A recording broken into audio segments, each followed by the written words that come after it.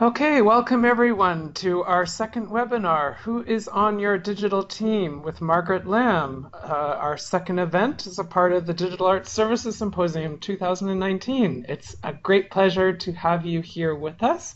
My name is Jessa Aguilo. I am co-curator, co-founder of the symposium with my great friend and colleague Margaret Lamb. And I'm really delighted to have Margaret here sharing her expertise on thinking about digital transformation and how to deliver it from a practical point of view. First start is bringing your human resources together. Margaret Lamb is the founder of Bemuse Network, a networked marketplace designed to improve the social and economic impact of the arts. She's a published information science researcher, a seasoned print and digital designer, a trained classical pianist, we both share a background in music in fact, and a very strong advocate for the arts. Her SSHRC-funded research at the University of Toronto on music knowledge sharing platforms and the design of a domain-specific information system has been published as journal articles, a book chapter, and presented at conferences on knowledge management, information professionals, ethnomusicology, and digital futures around the world. Margaret is, as I mentioned, co-founder, co-curator of the Digital Arts Services Symposium, and currently serves as an advisor on the action research phase of the Canadian Arts Presenting Association's Linked Digital Future Initiative. So, Margaret, I'm delighted to have you here, and take it away. Thanks for the introduction, Zessa. Welcome, everyone. It's a pleasure to be here. To start, just to get some housekeeping out of the way, there was a worksheet, two-page worksheet that was sent out with the link. If you had a chance to print it out, great. If not, they're pretty easy to draw and sketch out. So just have a pen, pencil, and some paper ready, and sort of work through some of the ideas I'm going to discuss. And also throughout the presentation, please feel free to type out any questions that occur to you. Jessa's going to help me monitor, and she'll jump in and sort of interject if necessary during the presentation, but we'll try to get through as much of that at the end of the presentation as possible. And as I mentioned, the graphics are actually quite simple, so even hearing me talk through it will be quite easy to follow. So just to start, an outline of this presentation, I want to kick off this presentation to just align our realities in the arts and culture sector, and probably by extension the not-for-profit sector, and what that means for us when we're thinking about forming digital teams.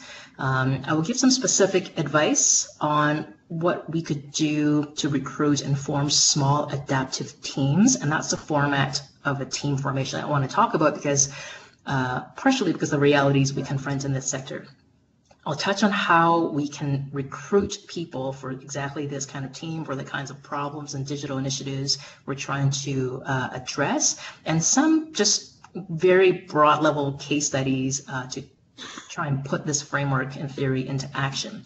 And again, I'll be happy to have a discussion with all of you and hear your perspectives on your experiences or challenges and questions about how do you pull a team together for your digital initiative. So what are our realities in the arts and culture sector? These are probably very obvious, but I'm just going to touch on them. To start with, our resources are quite slim. So when we look at other resources talking about how to form a digital team, advice and things, it's really geared towards an assumption that there are a lot of resources. Maybe you're hiring somebody full-time. That's definitely not the reality in this sector. And so the format that I think we need to think about in terms of digital teams, that we need teams to be small, they need to be adaptive, and probably available on demand or part-time basis rather than on a full-time basis. I'm going to avoid using the word an agile team because agile has a very specific meaning within the software development world. But so when you hear that word, be clear about what the person is talking about. But in this case, I'm going to be talking about small and adaptive team formations. The second reality, also fairly obvious, is that the arts and culture is our domain. This is what we know best. And technologies should be seen as a complement to what we do. It offers resources to support, amplify the work we are trying to do in this sector. So instead of thinking, well, we need to become digital agencies and tech development firms and start, incubators and things, maybe not, because ultimately our work is still anchored in the arts and culture domain, and technology should be a complement to our work and not take over what we are set out to do to begin with. And finally, the big picture is that we are part of a digital society.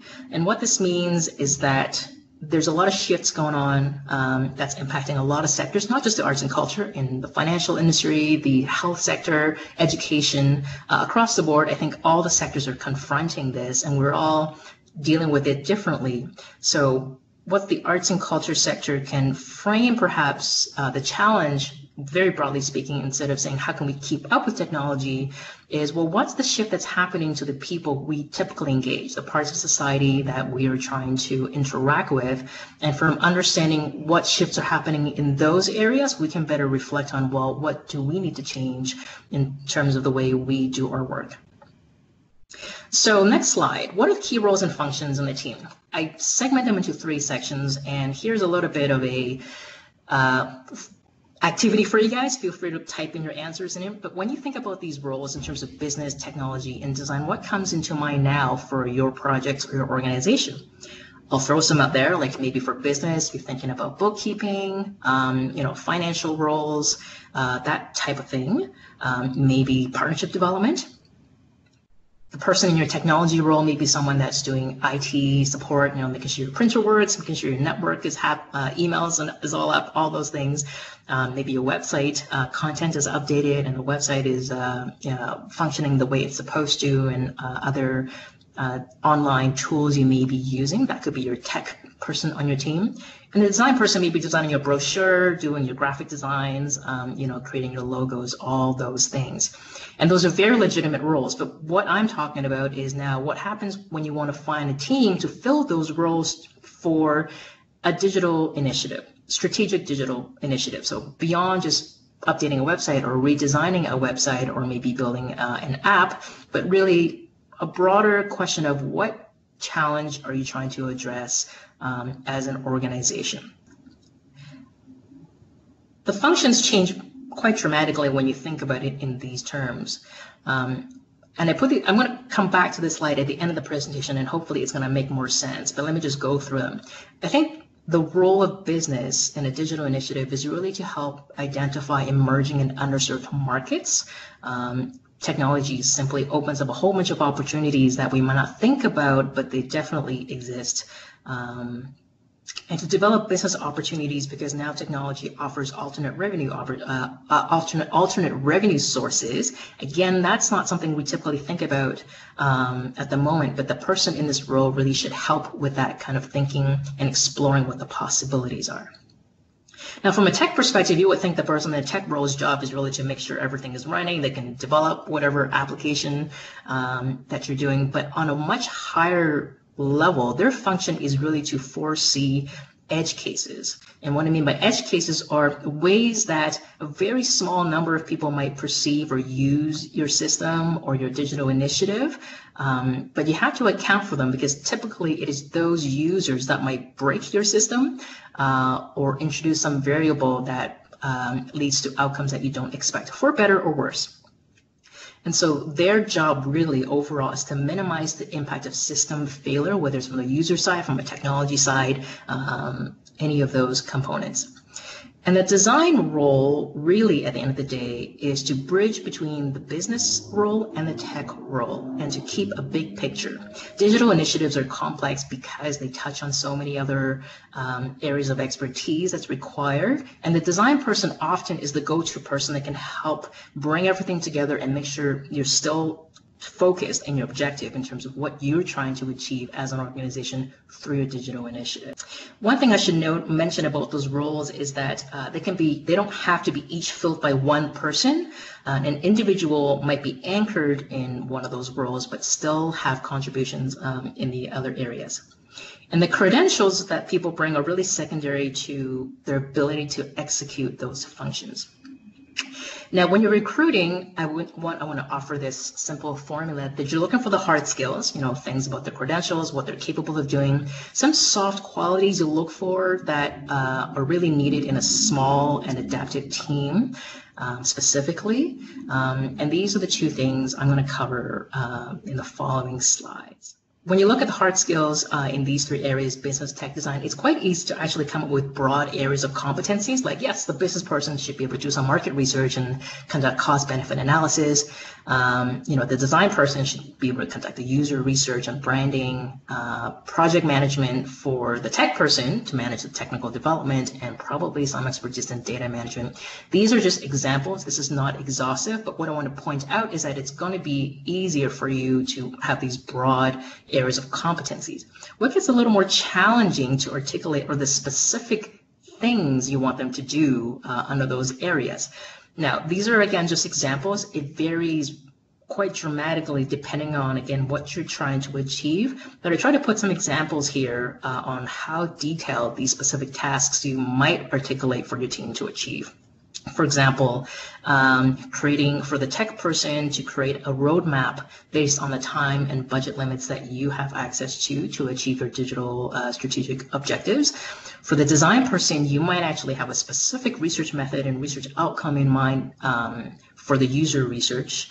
And for the business, if you're exploring different ways of operating in terms of different organizational structures, or maybe different way of organizing your current team, someone could help you from the business world to do a cost-benefit analysis. Now, and this is where the worksheet comes in handy. What I've done here, it has siloed, kind of like it's pretty clear 3 columns. But in reality, in a small team, as the next slide will show, there really is an overlap. So if you have the worksheet in front of you, or you have some pencils and paper and can draw out those circles, think about what kind of tasks you want to achieve in whatever stage of the project you are. Maybe it's early stage in development. The 3 circles should be where you put in and just assign the tasks of where you think the person responsible is. This is the design person's job, someone in the design role, someone in the tech role, someone in the business role. This helps you in a way articulate connect the tasks that you think you want to do with the question and problem you're trying to address. Otherwise, we're just creating job descriptions for no particular purpose, and we're not hiring people full-time or even part-time for these. Typically, I imagine you're trying to hire a team and put a team together for specific projects. So place what you need in those circles. 3 simple circles. And the reality is they do overlap. So it's okay if you can't decide whether something goes into business or design, but try to put them into those specific circles. Now, I'm not going to give you too much time to do this because I'm going to go to the next slide. This exercise should help you articulate the hard skill sets you're looking for. If someone doesn't know how to conduct user research or know the specific research method, then that person's not qualified. But I think more importantly are these soft qualities, because these roles have a lot of overlapping functions. What you will find as you put those tasks down is that maybe sometimes they actually fit somewhere between business and design. For example, if you're designing the user interface and user experience of your digital initiative, that's really collaboration between design and technology. A lot of the activities and tasks you want to engage in is going to be hybrid roles. So it's helpful when you talk to potential contacts and candidates, certain questions just to suss out how good they are at thinking across disciplines. So I came up with RICE, R-I-C-E, just as quick qualifiers of the kind of personalities you're looking for. They're not exhaustive, they're not prescriptive, so this is just a way to help us think about the kind of people we would like. So starting with the hybrid between business and technology. People who have the ability to bridge those 2 functions are really resourceful visionaries.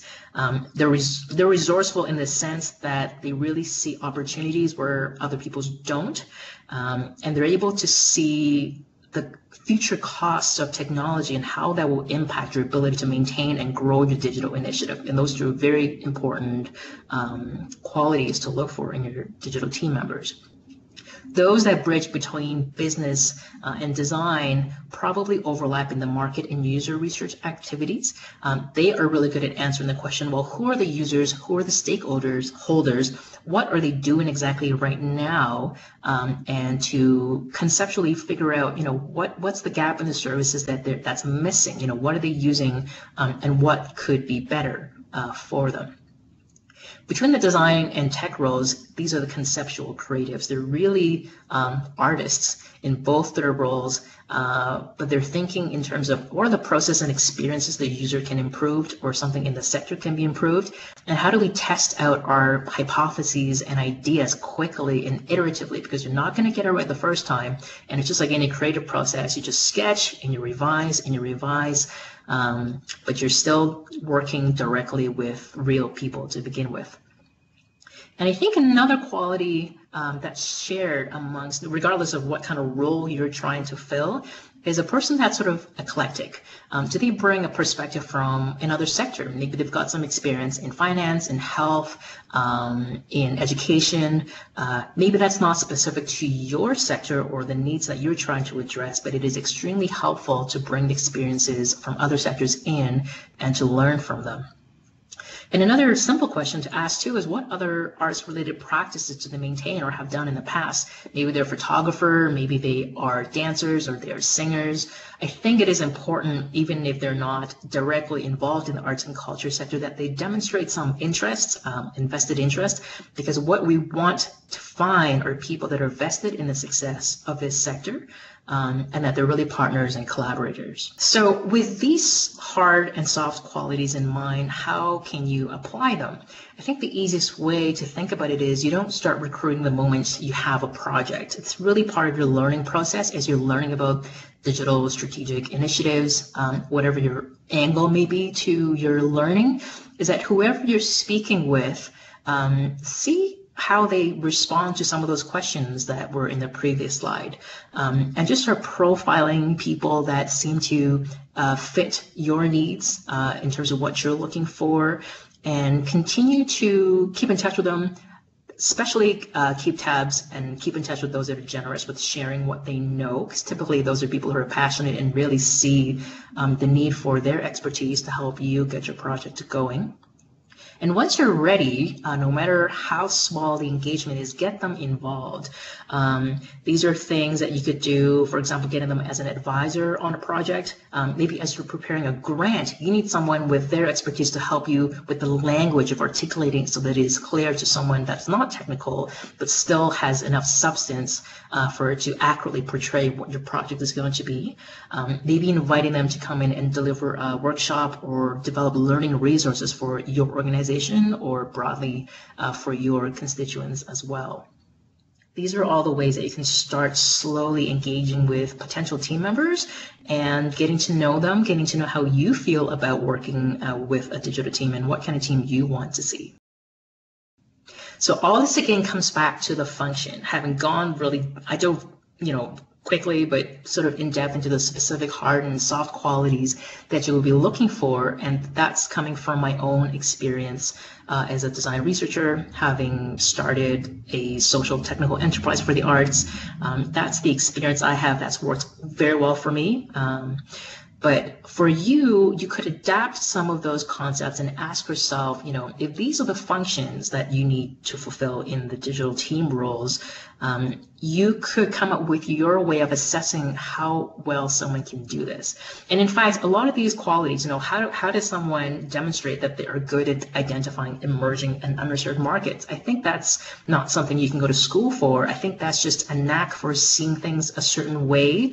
And you are the best person when you speak with a potential contact or a candidate, whether they are a good person to achieve that function. And so this is where having a clear idea of what you're trying to achieve as an organization is really important. So I'm going to jump into a few sample case studies to try and articulate how this might play out in practice. This theory and practice are different things. So the first project, sample project, let's say you are an arts organization that's trying to start some sort of audience engagement initiative, very broad objectives. So hopefully some of you can relate. Assuming you're at the early stage the kind of functions you're trying to achieve. And I just had some of the questions prompted here. And you can, once after this webinar, go back to these case studies and try and come up with your own answers. But if you're trying to create an audience engagement initiative, some possible answers on the next slide may be that you need a person to help you figure out who are these users and stakeholders in your audience engagement initiative. You need them to sort of project potential revenue depending on what kind of initiative this looks like and the user growth, and balance that with the costs of the kind of technology or digital assets you're going to develop as a result. So that's the balance between technology and business. And because you're talking about audience engagement, I think it's really important to, yes, do research on what other people have done, but conduct also your own research. Design a method, user research method that is specific to the needs of your audiences and the kind of engagement you're hoping to achieve, because I think there will be some specific things to your stakeholders and your community that's not addressed in broad audience engagement research. And for the design and tech roles, I think it's important to develop for an early stage project of this nature to prototype a few early ideas with a learning objective in mind. Why are we designing it this? Why are we launching this?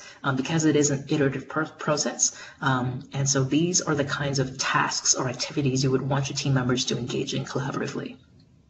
So project number 2, networking and capacity building. I hope this is also another project that some of you can relate to. The value of network effects and increasing the capacity is, I think, pretty well established.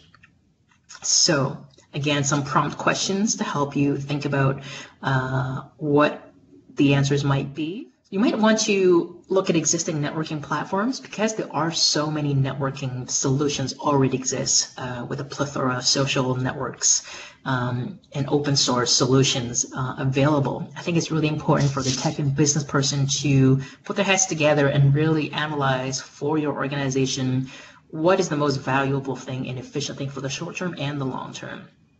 Because we're talking about building networks, I think it's worth it for the business and design roles to do some research and not assume that the people you want to connect are the people that you're currently serving. There may be broader benefits to reaching out to other sectors, other communities. And once you sort of map out the real networks that your community is engaged in, you can then prioritize what connections are most important to facilitate first. That ties into the design tech role. Once that priority has been determined, then you can start developing the first iteration of sort of a minimal viable service or product, the smallest thing you can create, but it's still achieving the objectives, and start putting it out there and encouraging people to come because it's designed with immediate benefits for the early adopters in mind.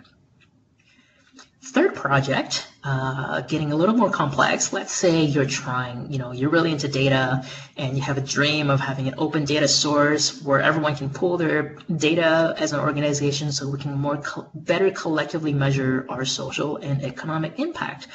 This is a very complex problem, but we have to start somewhere. So let's say you're at the early stage. What are some of the things you might want to address? Now, figuring out the cost of the digital infrastructure involved in supporting and scaling it is pretty important, as is creating a business model to sustain this operation, because not many examples of such things exist. And I think copying exactly what's already out there may or may not serve the purpose you're trying to achieve. So it's important to go in and do some analysis between the tech and business roles to figure that out. And of course, working out a data structure to capture existing data is not a simple matter. And this is where you will see all the roles play together. So the business design roles is going to identify the key social and technical challenges for organizations. Maybe it's really hard for me to just project what they may be, but there may be some legacy practices in terms of the kinds of software organizations are using that makes it difficult for them to extract their data, or they just don't have the know-how or the resources. There could also be just simply a lack of staff or a lack of trust. There's a whole bunch of different factors that potentially could be preventing organizations from sharing them with each other, never mind pooling them. So I think it's really important to conduct the market and user research to figure out what those challenges are, so that when you go to the design phase, the design and tech role can actually properly address those problems, and then looping back again to, okay, what this data structure look like? What's the process for data gathering, anonymization, and storage and security? So I'm really just touching on the top levels because these are sample projects. If someone came to me with a much more specific initiative, and some of you may, I'd be happy to go into more details about what they may be. But this gives you an idea of the kinds of questions and tasks and activities that you actually need to articulate. Like, this is the level of understanding that I hope you will be able to achieve through your learning, to be able to articulate at least these as objectives for your teams to achieve. So this workshop is actually an example of us applying this. We do a whole bunch of other different workshops to engage people in conversation, partially because we want to share what we have learned as a team that reflects quite a lot of the models and frameworks that I've discussed. And also we reach out to the sector in order to learn more about what their challenges are. So we do a whole bunch of other workshops on design thinking in practice, business modeling for the sector, digital project planning and management, just depending on the angle that an organization might be interested in. But this is really another case of us applying this model to our own work as BMuse Network thinks about and prioritizes, well, what are the needs, what are the challenges that BMuse Network is sort of well suited to address and support in this sector. So that's my presentation, about half an hour, and I wanted to invite you to maybe respond to some questions, and maybe you have your own questions. So how did you think about the roles of business, design, and technology before this presentation for your digital team, and how has that thinking changed? And for yourself, your organization, what gaps and challenges, as you think about what you want to achieve, do you foresee in putting that team together? And much more broadly, what are the professional development and services and support do you think arts organizations could benefit from in this sector? So thank you for your attention, and I hope to hear from some of you, and would love to hear about your initiatives, what they are about, and your experiences so far in trying to form a digital team. Thank you very much. Thank you, Margaret. Quite a few more people registered that are unfortunately not with us. We'll be sharing out a video of this presentation. I put out the links in the chat box, so spread the word. I think that was fun and informative for me. Does anyone want to chime in either in the chat box or turn on your mic? Most of you are muted at this moment. Turn on your mic and ask your questions of Margaret, or at least your thoughts about the presentation.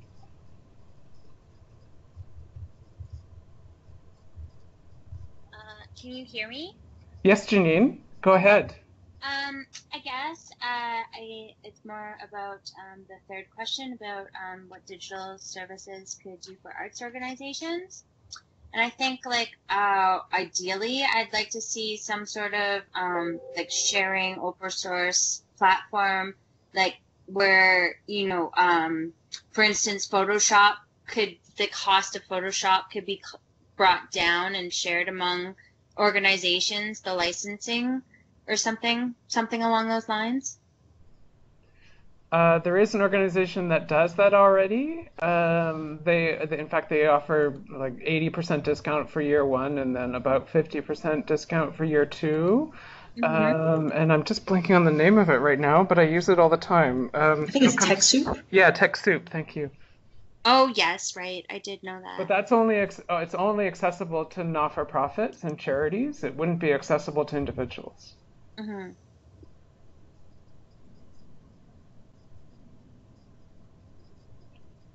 Maybe I can throw a question out there for the participants here. What's the most interesting thing you got out of this presentation?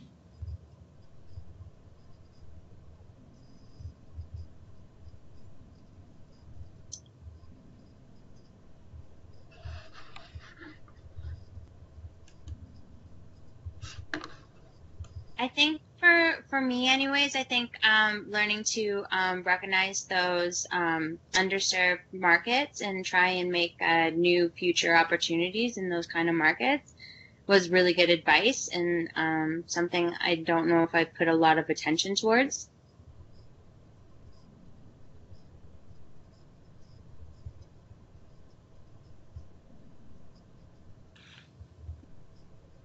Oh, hi. Oh, hi, Lindsay. Welcome. Hi, Margaret. Thank you so much for that. I guess I'll just say that I mean that was a huge amount of information, and but I found it helpful in just being sort of a, a little preview or sort of a starting to map out and organize what a team would actually look like, and I'm really starting from ground zero, so um, it was interesting just to start to put the puzzle pieces together, and so I found I found it helpful in that way. For Thanks for that. me, as a founder of a digital initiative, or trying to be a founder of a digital initiative, and having been in the sector for a really long time, almost 30 years now, but being self-taught in technology, this presentation made me realize, and just resonated more with me, things that Margaret and I have been talking about for some time. About, I think we all get, at least I did in the early days, even though I've been thinking about this for a long time, I get stuck on the technology side, and there are so, like, just, okay, how do I code in PHP and deal with MySQL, and how do I think about open linked data initiatives and the semantic web, and all that gets stuck on the technology side. And actually building a digital team, the technology side is like the last piece in the puzzle in thinking proactively and responsively about launching a digital initiative. And that, okay, maybe I'm not an expert in digital technology, but we do as an art sector, and I think I do as an individual, have expertise that is really critical and needed in coming up with digital initiatives, and that we can lead them. We can imagine and deliver on really profound and impactful initiatives. It's the human relationships that's the most important. And we're good business folk. We know how to work on a shoestring and bring projects to completion, from high dream level visions to very practical. So we have all these kinds of soft skills that are really important in actually delivering digital initiatives. The one challenge I continue to struggle with is the financial side, where bringing in digital experts, the fees are so much higher than me as an arts person is used to receiving, and just manage expectations of what a technologist is able to deliver with the fee structure that they're used to working in, and coming up with realistic plans. Margaret, do you have thoughts about how arts organizations with very limited budgets and very stressed timelines and workload can manage expectations of their digital design, UX, UI, techno IT folk in coming up with their digital initiatives? How much work should we do prior to bringing on these digital experts, or how much fundraising do we just really realistically need to do before we even start talking to them? Because money is a big issue. I think that's an excellent question, and it's sort of embedded in the thread of this presentation, where I focused on a small adaptive team, project-based, and engaging them in small ways, sort of incrementally. And I think there are two parts to it. One part is it's difficult to articulate what you expect of people coming from those roles until you dive a little bit, at least, and do some learning about what the field entails or the expertise, so that you can at least speak somewhat on their level. I mean, they don't expect you to be at the same level, but you understand where they're coming from, how do they get to those roles, what kind of experiences they have or hope to have. I think that's one part of it, to articulate and understand their working process, their professional engagement, which is difficult. But that's where finding people in those professions who are happy to share some of that with you is really helpful. Like, that's a question you should be asking. The second part of it is, I think you should engage them in small ways, as I've suggested. Get them to be in conversation with you, if possible, if the time allows, early on. At least they express interest in your project, and then give them specific concrete things that they can participate in. Let's say you only have $1,000 for someone to help you maybe with the wording of a grant you're putting together, or just to review your proposal to begin with before you submit it to any grant organizations. I think that's reasonable, especially if you position it as an honoraria, which is that you're really indicating, yes, I know I can't afford your professional fees, but I hope this is a substantial enough honorarium that sort of bridges between goodwill and respecting your time. And I think these people need to be on board quite early on, earlier than you even imagine, because your conversation with them is going to help you shape your digital initiative, how you scale it, how you structure it, how you plan your resources. So that's my advice, and I'm happy to speak with sort of, you, Jessa, anyone else that has specific questions about where they're at and where to do, because it is very unique to each situation. And I'm happy to help bridge some of the lingo challenges of, what do I say? Who are these people? Where do I find them? I think they're all legitimate questions that are difficult to answer, but you need somebody who can sort of advise and coach on those matters. And that's why you have me, Jessa. Do you have any thoughts about, and if anyone else has a question, please, I have so many questions for Margaret, but if anyone else has questions, please chime in. But Margaret, type them in the chat box. Put them in the chat box. I'm monitoring.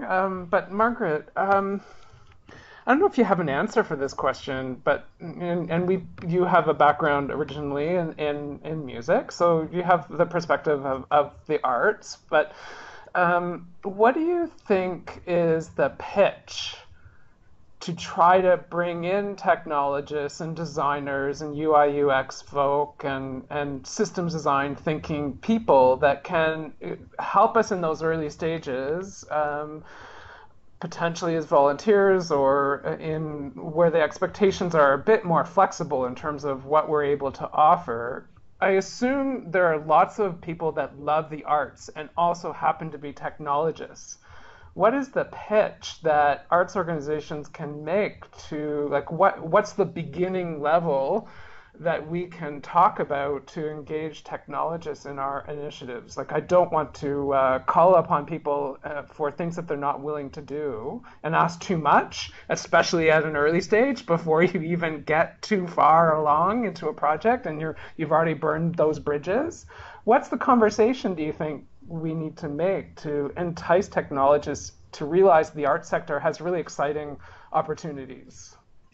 I think a great example is actually the civic tech community. Civic tech is basically a community of people that's trying to build digital solution for governments. And they're often grassroots organizations. There are chapters and organizations all around the world. In Toronto, there's a very active civic tech community that I know of, and in other major cities as well. Code for Canada is a reflection of that civic tech movement, but it all started really small, really grassroots, and was basically, here's some free pizza, and here's we just want to think through some problems that has a social impact. And they just reached out to students, all kind of businesses. Businesses are hosting them in their spaces after working hours. And that model really hasn't changed very much. It's really building a community around the interest. And I think that's in part what we need to do. I'm seeing more and more in, let's say, post-secondary education institutions. They're developing programs where students in these fields of tech, business, and design are supposed to solve real-life problems. So those schools are potential partners in connecting with the next generation. So these are people that are professionally being trained in these areas, but they need real-life problems to solve and apply what they're learning in order to gain experiences. And we've had some success, myself and with you, Jessa, through the symposium to connect with some of these programs. And so I think it's more than a pitch. It's not enough, because if someone is already convinced of the value of the arts and wanting to contribute, they're already sold. You can't pitch them anything to change their mind.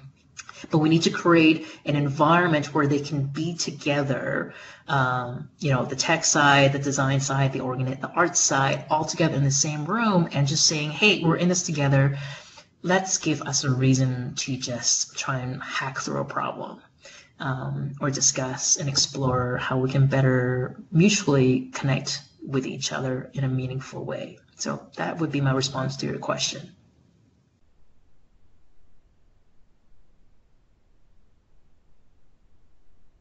And just to get back to Lindsay, what you said about the being a lot of content, that was the purpose of the worksheet, to really simplify, it's 3 circles. Think about what is the problem or challenge, and that's actually spend the most time on that. Spend the most time on trying to articulate, put together 5 to 10 ways you can articulate the question of what problem you're trying to solve. Spend some time really working that out, and then break down, try and think, okay, if you were doing it, what kind of things would you want to do in the business role, in the design role, in the tech role? Because as I said, these roles are not specific to an individual. One person could be filling the functions of all those roles to different degrees. And I think it's important for someone that's leading an initiative to at least be able to relate to those roles and understand what you want them to achieve at your stage of the project and why. So I hope that worksheet is actually going to be helpful to you in working out some of those ideas. Thank you. Thanks, Margaret. I've just been throwing out a few links to organizations. There's many more that I know of, and I can email a list and share it in the resource archive for this particular webinar over the next couple of days. But I sent out a few, including Civic Tech that Margaret mentioned, Code for Canada, Canada Learning Code, Women in Code, and another one that I find is really interesting is Digital Main Street, which is a not-for-profit organization that's offering digital literacy for small businesses in the different business, the BIAs, originally just in Toronto, funded by the City of Toronto, but now increasingly across Ontario with a much larger funding base. And they're offering free digital literacy meetups inside your business. So a one-on-one meetup with some technologists to talk about, okay, what are your professional development gaps and knowledge gaps specific to transforming your business to technology? And they're offering free services, free help desk services. They're doing workshops and all kinds of things to help small businesses transition to digital. And wouldn't it be nice if we could offer something similar, pardon me, to the art services and the art sector? In fact, I think a whole new business could be created, bringing technologists and arts services together, offering digital transformation advice and access to knowledge and resources one-on-one and in groups for arts organizations of different sizes. Are there any other, we have about 5 or 10 more minutes. Do we have any other questions before we wrap up? Yes, I welcome comments on the presentation, how it can be improved, other ways of addressing this question that you felt were not addressed in this presentation.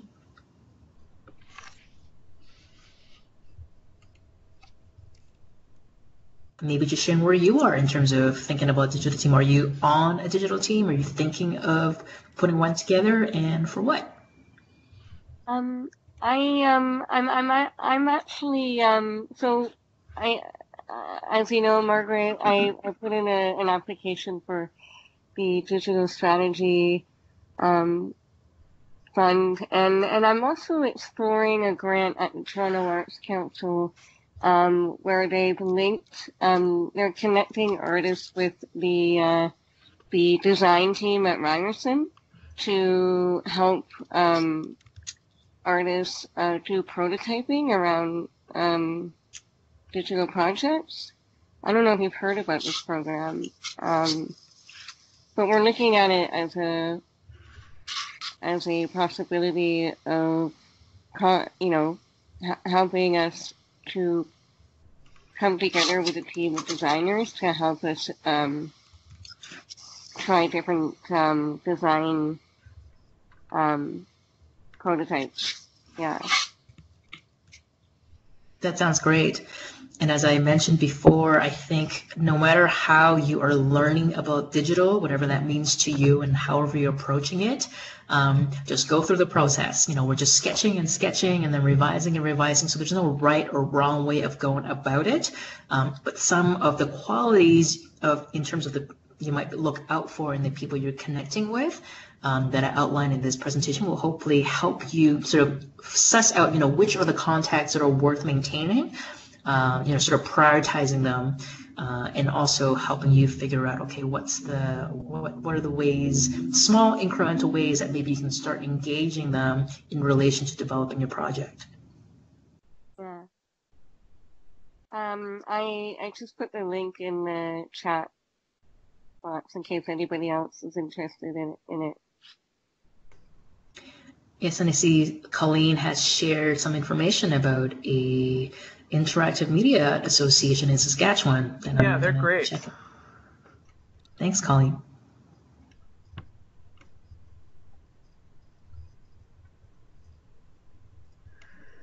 Well, if there aren't any other comments, I guess we'll say thank you so much for joining us in this second webinar, and we look forward to seeing, I think most of you next week here in Toronto at the Toronto Reference Library for the main symposium from Monday to Wednesday next week, March 18th to the 20th. As I mentioned in the chat, we are sharing all presentations that we have permission to share at bit.ly/d19-public. It's our public SharePoint folder. Anyone's also welcome to upload files of their projects and descriptions to share with anyone. That link will be active for about 1 year. So there's lots of time to go and check out all the information that's being shared there. Welcome you to join our Slack channel if you haven't done so already. We'll intend to keep that active after the symposium. And you can follow us online at DASAN19, the hashtag, in Twitter, Facebook, Instagram. We're also on LinkedIn at ArtsPond8. Online through our ArtsPond, and you can also check out at Bemuse Network for Margaret's terrific work. The last thing I would mention is archival video of this webinar, not a podcast. This webinar will be available on our Digital ASO YouTube channel. Archival video of all the speakers on the main symposium next week will also be available there after. We're not doing any live streaming, unfortunately. The venue won't allow us to do that. But we'll be publishing out archival video of the presentations after. So stay engaged, share, let us know what you're thinking, and we look forward to hearing more about your digital initiatives in the very near future. Thanks again, and talk to you soon. Thanks, everyone. Thanks, Jessa.